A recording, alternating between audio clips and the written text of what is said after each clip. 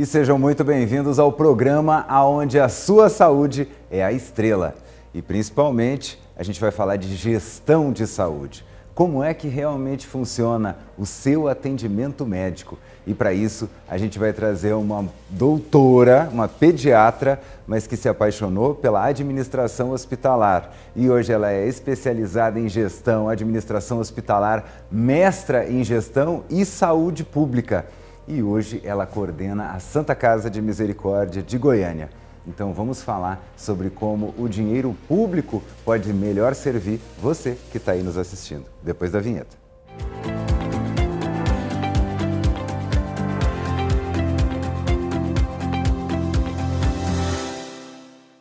E ela já está aqui, eu estou falando da doutora Irani Ribeiro Moura. E eu estava brincando com a senhora aqui, né, nos bastidores, que eu acho que é uma das pessoas que mais estudou na vida. A senhora se formou em medicina, se especializou em pediatria. Em que momento que deu aquela vontade assim, nossa, eu quero administrar? Que quando a gente fala de administrar, é gerir recursos. E quanto melhor a gente conseguir gerir esses recursos, mais vidas a gente consegue salvar. Com certeza. Então, ao mesmo tempo que você está ali no controle de algumas coisas, é uma responsabilidade enorme, né? Seja muito bem-vinda primeiro. Muito obrigada, é um prazer estar aqui com vocês. E dizer assim, que eu fui uma médica pediátrica, né? Atuei 35 anos em consultório. Mas desde que fiz saúde pública, me apaixonei por saúde pública, administração hospitalar. E eu, concurso público, né? Fiz concurso público no antigo INAMPS, né? O INAMPS, que agora é só SUS, né? E na Secretaria Estadual de Saúde. E meu primeiro emprego público foi em um posto de saúde. Então, na linha de frente. Exatamente, um posto de saúde onde fazíamos o atendimento primário, né, crescimento e desenvolvimento das crianças. E assim, sempre gostava de dar um palpite aqui, um palpite ali na gestão do posto.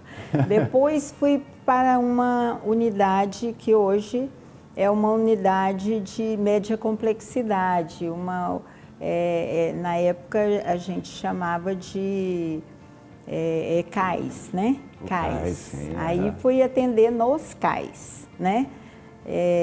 Então já tinha um nível maior, sempre pediátrico, né? E sempre dando palpite. E sempre dando palpite. Aí fui assumir um CAIS, depois assumi outro CAIS. Na realidade, eu já fazia gestão de 3 CAIS, né? Quando eu estava no CAIS, atendendo. Atendia em um e fazia gestão de 3. Isso. Depois eu fui para a assessoria especial do secretário estadual de saúde. E depois fui para a área hospitalar. Eu fui diretora-geral do HGG, fui diretora-geral do Hugo, né? E não sei se, acho que você não se lembra, nós tínhamos aqui uma fundação de saúde chamada FunSaúde, que administravam todos os hospitais do estado. Eram 10 nessa época, né? E então eu fui diretora também desta unidade, da fundação. E depois fui para o Ministério da Saúde, né? E assumi a área da urgência em Brasília, no Ministério da Saúde, e coordenei desde o projeto até a implantação do SUS, do SAMU. Do SAMU, 192. Que é algo que salva vidas até hoje. Participei desde o projeto até a implantação, né? Fiquei quase 10 anos no Ministério da Saúde em Brasília, implantando o SAMU no Brasil. Voltei, fui secretária de Estado, fui secretária municipal de Anápolis, né? Voltei para a secretaria, como eu era funcionária ainda, aposentei E o grande desafio foi assumir a Santa Casa, que estava praticamente fechada, né? E precisava de alguém para não deixá-la fechar. Como eu fui secretária de Estado, eu sabia a importância que essa casa tem na rede de atenção do Estado de Goiás. E então eu disse não para Dom Washington, né, que era o presidente na época da Santa Casa, o senhor não pode fechar. E aí foi quando ele me convidou, só se a senhora assumir. E aí eu fui até a Santa Casa e pensei, não é possível, né? Com tantos anos, com tanto conhecimento, eu não deixar fechar esse hospital e vou assumi-lo, né?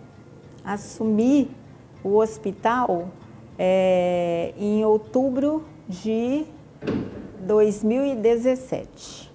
Já vão fazer 8 anos, 2 gestões, né? A gestão é de 4 em 4 anos. E hoje, graças a Deus, Santa Casa aberta, fazendo um atendimento à população com qualidade, humanização, né? Que agora o projeto foi aprovado pelo presidente, né? Mas assim, nós temos um amor muito grande por aquela casa, onde acolhe a população que não encontra porta aberta em outros lugares. Santa Casa sempre foi, quando você ouve o nome Santa Casa, a gente tem Goiânia, Anápolis, todas as cidades têm, Santa Casa de Porto Alegre, né? Então, isso. Quando você ouve esse nome, você sabe que é uma referência. Eu lembro quando eu era pequenininho, o primeiro hospital lá no Rio Grande do Sul que chegou uma máquina de quimioterapia foi na Santa Casa de Misericórdia. Então, sempre foi. Então, realmente, esse trabalho de você ver quase fechar e para onde iriam todas aquelas pessoas que eram atendidas ali, ou seja, quando você gera algum problema num ponto aqui, você cria um gargalo em vários outros lugares, né? Imenso. Quando você mexe no macro, né? A senhora que já mexeu com Secretaria de Saúde, sabe, eu tenho um problema nesse postinho aqui, os vizinhos começam a ficar lotados, começam a sobrecarregar. Como que se faz esse cálculo? Como é que... Quantas pessoas eu tenho para atender, quanto de dinheiro eu tenho, o que eu consigo fazer com isso? É um trabalho muito grande e que não pode errar. O erro ali, o preço é diretamente em vidas, né? Exatamente. E um hospital, hoje nós temos no Brasil 1.862 santas casas no Brasil, né? Em Goiás, nós temos entre santas casas e filantrópicos, nós temos em torno de mais ou menos 30 instituições, né? Então, assim, são instituições que trabalham com muita dificuldade, visto que para ser filantrópica você tem que ter no mínimo 60% SUS, né? Na nossa Santa Casa de Misericórdia de Goiânia, 96% é SUS. Nossa, então, assim, trabalhamos com uma tabela SUS altamente defasada, né? Uma consulta médica, R$10, né? E o médico, o Ministério demora 60 dias para pagar.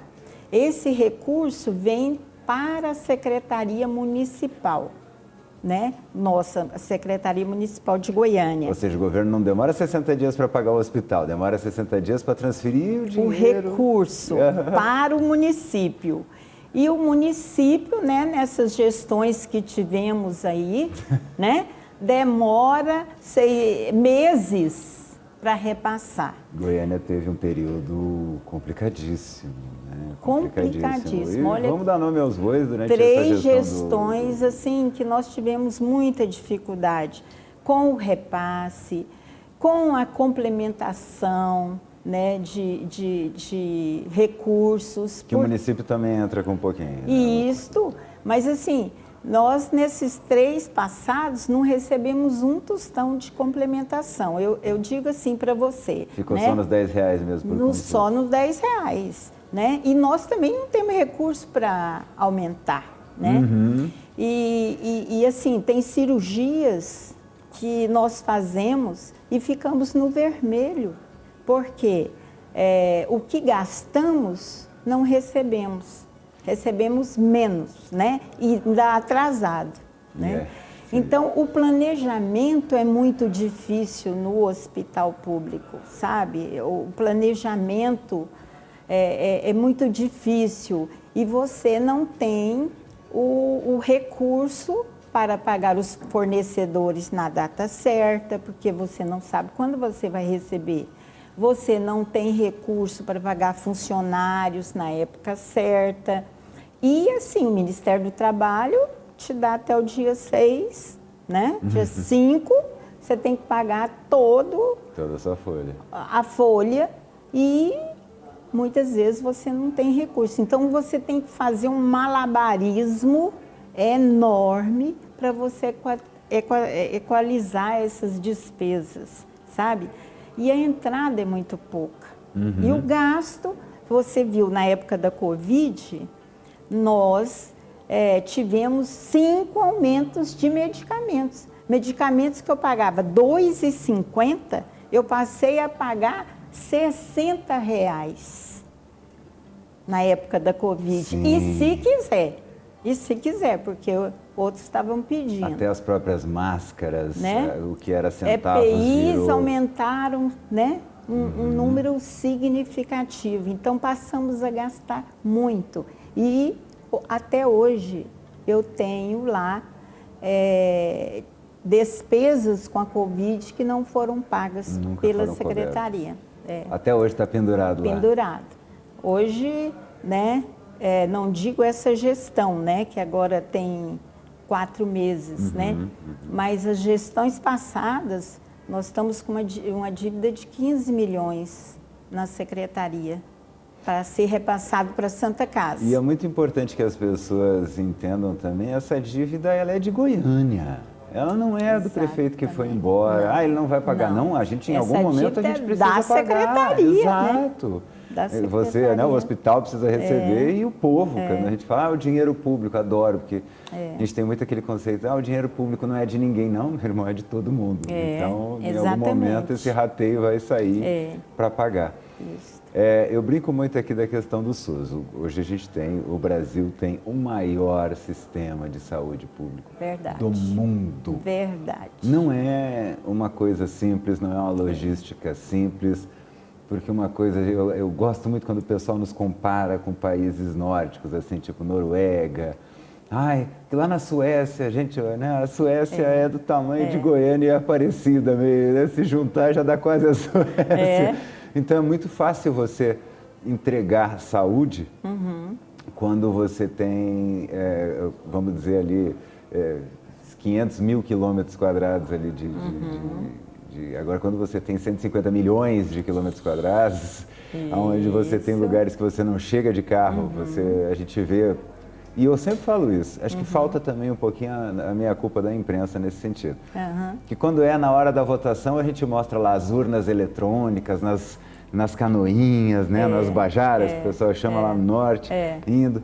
Mas isso acontece o tempo todo com remédio, com vacina e com instrumentos médicos, até com médicos. Em lugares que você não tem ambulância, você tem ambulancha. Isso. Né, para poder fazer isso só aqui no Brasil, querido. Não vai ter na Suécia, isso não vai encontrar. Não. Então, como é que faz para você, se a gente tem toda essa variação? O governo federal tem uma postura, mas a saúde pública ela depende do federal, estadual e municipal. Certíssimo. Quando esses 3 trabalham bem, qual é o resultado que a gente tem aqui e qual deles pode prejudicar mais esse resultado quando não atua bem? Então, normalmente é a ponta que não funciona, certo? O dinheiro é repassado, antigamente assim, repassava para o Estado e o Estado passava para o município. Agora não, o Ministério passa para o Estado recursos E o Ministério repassa para os municípios os recursos devidos, né? Então, assim, primeiro, nós precisamos que tenham um entrosamento muito grande do secretário estadual com o municipal, para que o processo flua, para que um ajude o outro, e isso só vamos trazer benefício para a população, coisa que muitas vezes não funciona, certo? Já é um gargalo. A outra coisa é o município. Chega, recebe o recurso, tem uma portaria ministerial dando ao município 5 dias para repassar o dinheiro para a instituição. Ah, então tem uma norma. Tem uma norma. Tem uma norma. Certo? Não pode ficar lá com o dinheiro. Não, a hora que eu quiser eu te pago. Não pode. Não pode. Então, tem uma norma. Eu já até conversei com o ministro. Falei, ministro, se existe uma portaria não é cumprida, pode tirar essa portaria. Porque, né? Mas a portaria nenhum ministro tira para que realmente aconteça. A esperança é de A esperança é que alguém vai assumir essa portaria, né? Como o nosso prefeito disse, né, na sua campanha, que vai assumir a portaria. O Sandro Mabel falou que vai assumir então a portaria. Aqui, 5 dias, repassar esse dinheiro para as instituições, para os hospitais. Pode né? avisar a gente que a gente cobra. Então, se isso acontecesse, seria maravilhoso, sabe? Nós que estamos numa instituição na ponta, né? Poderíamos estar fazendo esse planejamento, só que nós não sabemos o dia que vamos receber. Pode ser 1 mês, pode ser 2 meses, já chegou 3 meses. E às vezes a gente fala assim, mas fica sem receber 3 meses. Gente, um hospital é dinheiro que gasta, não é brincadeira não, é muito dinheiro. Assim, 3 meses a gente está falando de milhões e milhões. Nós somos pactuados com algumas patologias que é referência estadual. Nós somos referência estadual, por exemplo, em doenças vasculares, né? Então, assim, tudo que acontece, manda para a Santa Casa, né? Então, vai desde um problema simples, um problema localizado, até retirada de órgãos, né?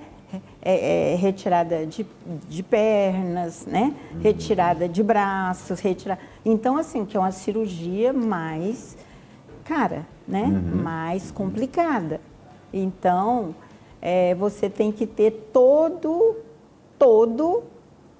amparado para poder estar fazendo aquela cirurgia, para a equipe cirúrgica, né? Desde instrumentos até medicamentos, passando por vários procedimentos, né?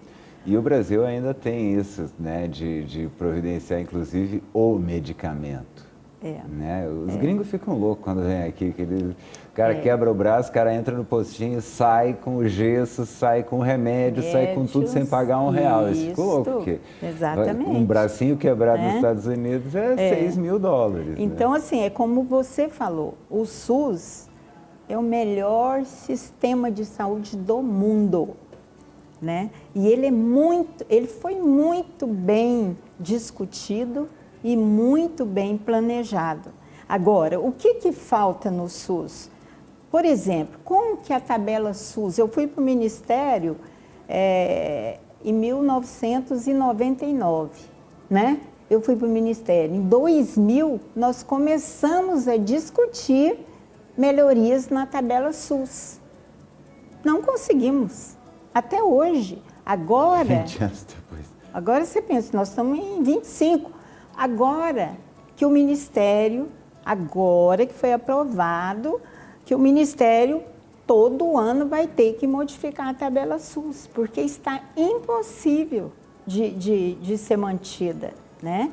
Nós passamos uma época aí que só a Santa Casa colocava um tipo de marca-passo, só a Santa Casa. O marca-passo eu cheguei a pagar 38 mil no marca-passo. O Ministério, na época, pagava 16 mil. Entendeu? Quer dizer, a cada cirurgia, só no marca-passo, eu já ficava negativa. Sim. Mas era o Sem problema. a cirurgia, só o aparelho, né? Isso só no aparelho. Exatamente, e o resto. Aí, o que acontece?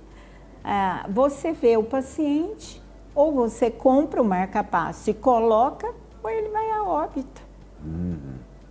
Agora, nós que estamos em frente ao paciente, o médico dizendo, se ele não trocar o marca-passo hoje, amanhã ele morre. Entendeu? Então, assim, a gente não vê outra coisa a não ser salvar vidas, sabe? E eu tenho lutado muito por isso, sabe? Eu tenho muita fé, né? Muita fé. E então eu digo, a cada vida que salvamos, Deus abre uma porta para a gente, né? E vamos, e vamos, e vamos. E tem gente que doa, né? Por ser um hospital filantrópico, vocês conseguem captar bastante recurso de doação para poder salvar esse cara do marca-passo, que a gente sabe que é um instrumento fundamental para quem precisa. Se eu vou pagar praticamente o dobro do que o Ministério vai me pagar, eu preciso tirar esse dinheiro. Né? A boa vontade, ela vai até um determinado limite, porque o resto precisa de dinheiro. Eu brinco muito isso, não vão descer querubins do céu, por mais que a gente esteja fazendo um trabalho nobre. Assim, nós temos assim, contado com o apoio dos parlamentares, dos vereadores, né?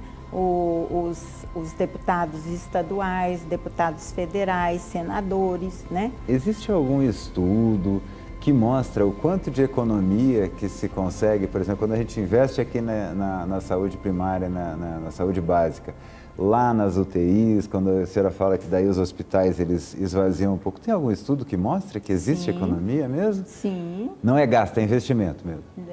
Exatamente. Tem estudos que demonstram, né? Eu, por exemplo, se eu fosse prefeito em algum município, eu ia investir em atenção básica para valer, sabe? Para valer, porque eu ia gastar muito menos com saúde. Eu ia capacitar esses médicos em tudo, fazendo a prevenção, que a prevenção é importantíssima.